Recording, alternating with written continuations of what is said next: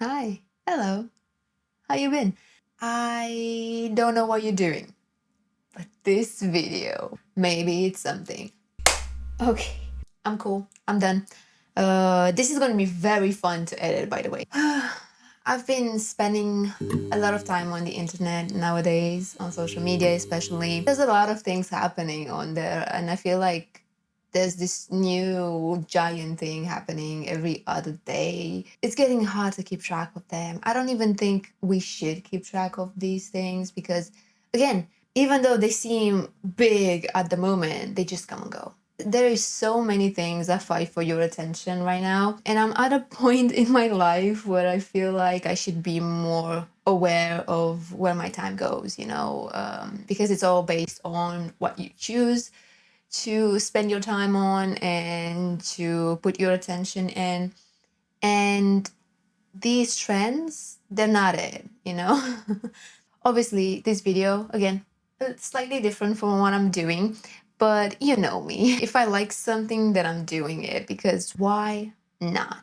Why should we be put into boxes? Like those boxes, they can be pretty, they can be aesthetic, they can give vibes. And I'm all for that, don't get me wrong. Like I love me some aesthetical things, but I feel like we are so much more than this. We're onions. We have layers.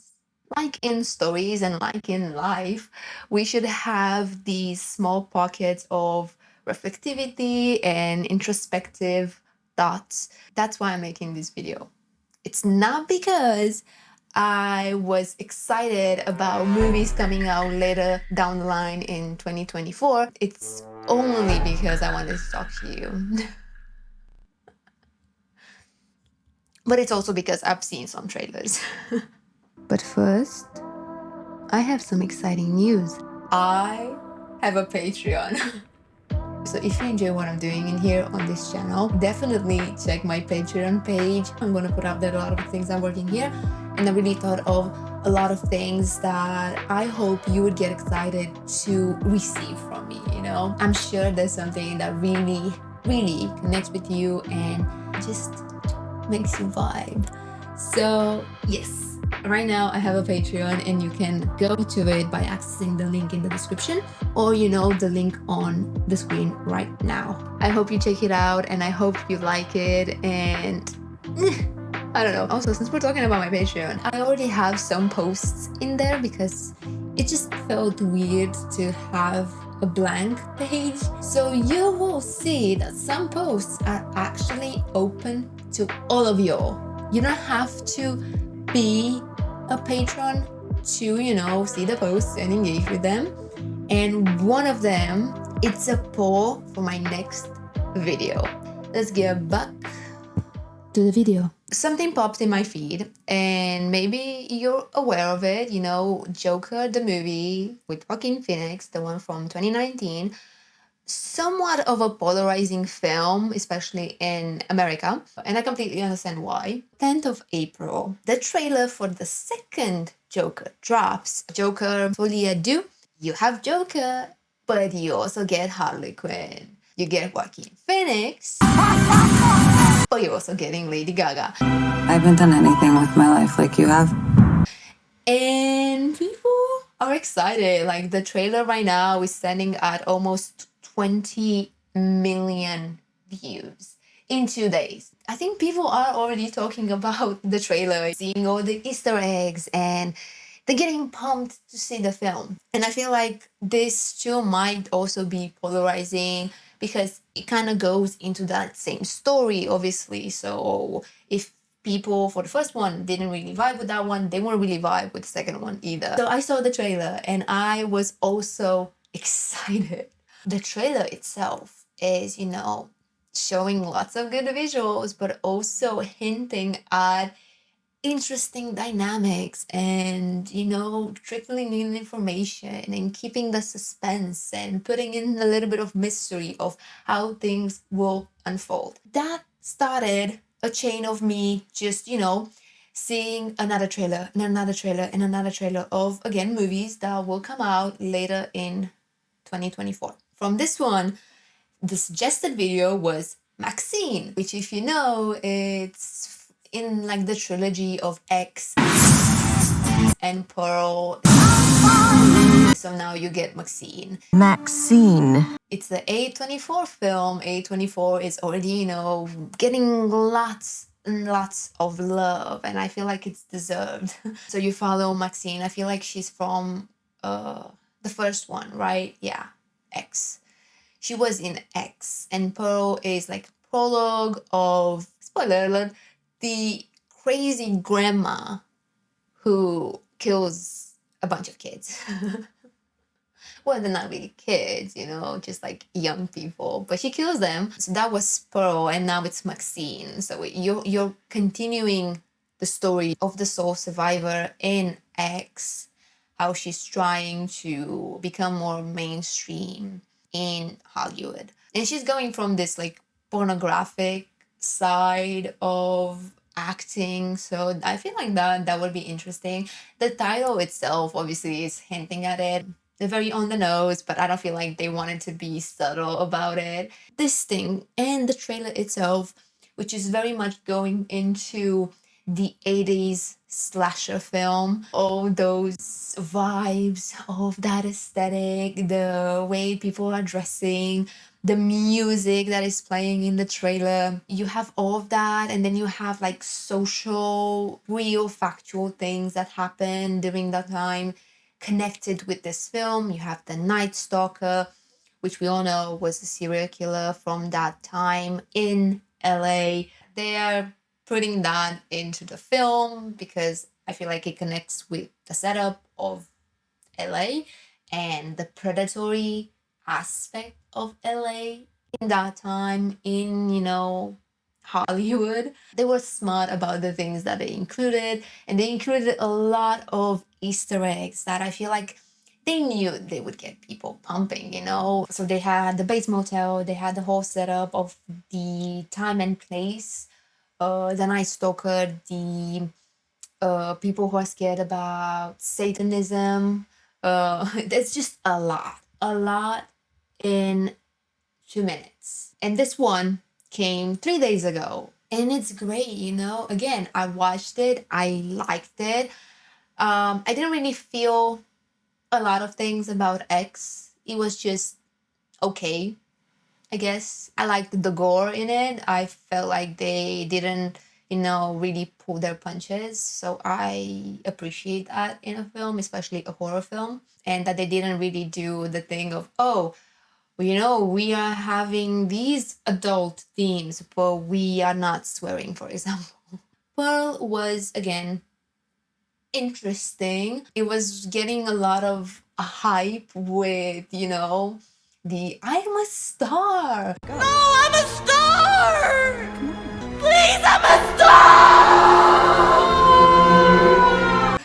And Mia Goth is just incredible to look at. I mean, she is phenomenal. She's great. And I feel like, especially with Pearl, she was able to really showcase her prowess. The small, subtle ways, or not so subtle ways, she can portray emotions. She has this unique face where it's like it's pretty, but it can quickly get into slightly unsettling. It's just she's an interesting character, and I feel like Pearl really showcased that, and the people now know what she's capable of. So Maxine.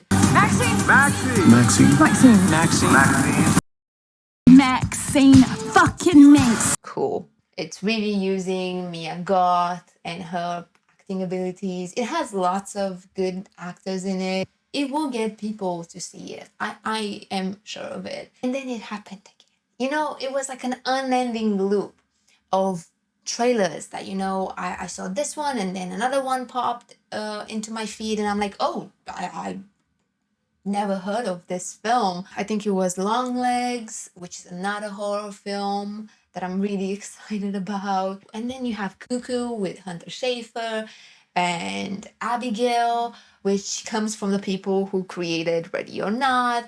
And needless to say, I think I spent close to an hour of just watching trailer after trailer after trailer. And for the majority of those trailers, I would say they were good, you know? And this prompted me making this video. The fact that I was surprised that they were good. I cannot pinpoint the exact, moment in time where trailers turned awful. They were exhausting to look at. They just pulled different shots in the film without creating like a coherent narrative in that one snippet, in the highlights of the film. It felt like a lot of these trailers completely, forgot what trailers were supposed to do. They're supposed to pull you in. They should give you some information, but they shouldn't give you all the information, especially the best information in the film. Precisely, not like a trailer that recently dropped about a new sci-fi show on Apple TV. Not like this one. No, no, no. Mm, mm, mm, mm. If you don't know, this show, it's based on a book, which I have in my bookshelf. And weirdly enough, I am planning a video all about that book. Yes, you heard me right. It's an entire video all about one book. One book. If you're wondering why exactly I am making an entire video of me reading one book, it's because of two things. One, the copy that I received, which was a fantastic gift from a close friend of mine. It's in Danish. The second thing, I don't know Danish. So stay tuned for that video. Side note, did you happen to see how many shows and films are turning to sci-fi? We have three-body problem, constellation, and now dark matter. Aren't they trying to tell us something? That's suspicious. That's weird. Side rant over. We just don't have time for it. If you don't read the book because you don't like reading, it's fine. We can still be friends. But don't you dare watch the trailer precisely because of all the things we talked about in here. Do not watch it. Just read a synopsis. Actually, I don't even know if the synopsis is better. I checked. You can read a synopsis, but you cannot watch the trailer. Don't do it. Huh? No. Do not watch it. I'm telling you. Ordinary wife, Daniela. I do not deserve you. That's true. This is actually I not... told you not to watch it. Leave. Okay. I'm leaving. Now. But you're shutting it down. Okay. What are you doing? I'm not watching. What are you doing? I'm closing it. You're shutting it down. I'm watching you. I'm always watching you. What the hell? Anyway, let's move on. I really didn't understand what happened. What went wrong? They really didn't care about creating a mystery or a vibe because Long Legs doesn't really have a story. And if you haven't seen the trailer and you love horror, that sense of dread and impending doom and unease. So if you're into that, highly recommend you watch the trailer. It's amazing. It also has Nicolas Cage in it, which, enough said. It still works as a trailer. It gives you a sense of the film. It gives you its, vibes, its aesthetic. As ambiguous as they are, it showcases what the movie will focus on without giving too much information. In fact, it's one of those trailers where it gives you less information than what you would initially think you need to know, but it focuses more on the emotion, on the feelings that the movie will, give you. And that final shot.